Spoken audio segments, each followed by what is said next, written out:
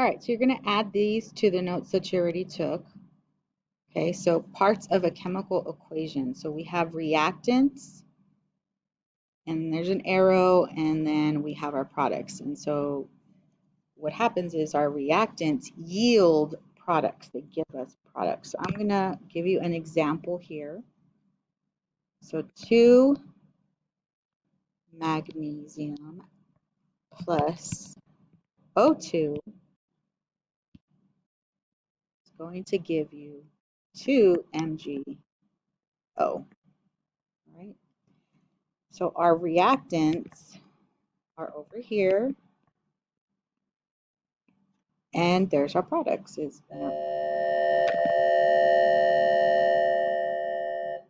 love that noise, huh? And our products are over here. So here's this. Here's our products. Here are our reactants. Okay? So our reactants yield products. Because of the law of conservation of mass, there must be the same number of each type of atom on the reactant and product sides. So I'll give you another example. So if I have 2 molecules of hydrogen gas plus 1 molecule of oxygen gas, it is going to yield 2 molecules of water of H2O. Okay?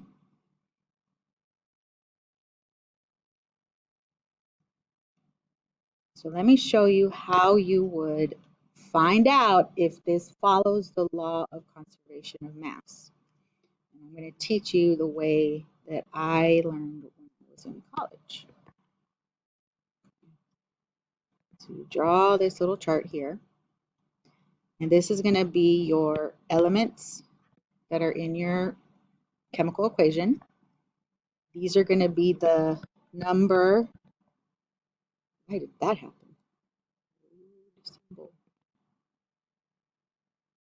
Okay.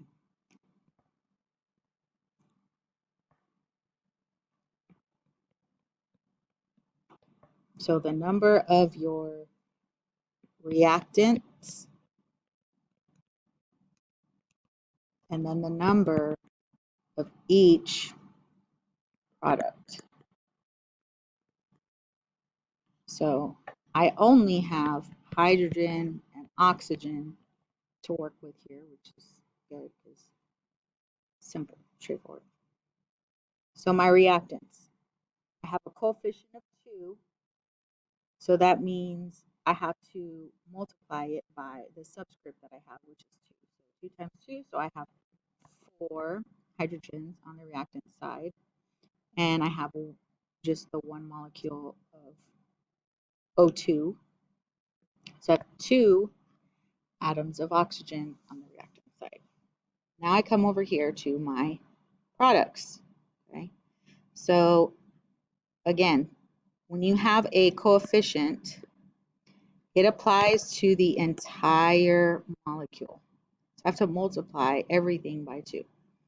So I have 4 hydrogen atoms over here, and I have 2 oxygen atoms over here. So I have a balanced equation.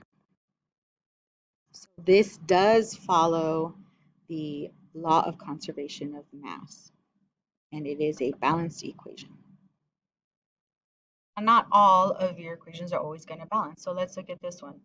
P4O10 plus H2O equal or yields H3PO4. So you're going to list your reactants. So over here on this side, I have 4 phosphorus atoms. I have 11 oxygen atoms. And I have 2 hydrogen atoms compared to 1 phosphorus atom, 4 oxygen atoms, and 3 hydrogen atoms. So this is not balanced. Okay, we would have to change the coefficients the ratio of these reactants, and we would have a different amount of products too. This just would not work. So take a moment here, and is this chemical equation balanced? So because there must be the same number of each type of atom on the product side and on the reactant side of the arrow, look at the equation. The atoms have been counted for you. Is there the same number of each type of atom on either side? So in this case, the answer is no, it is not balanced. Okay, hydrogen and oxygen are not balanced on both sides. All right, let's do another example here.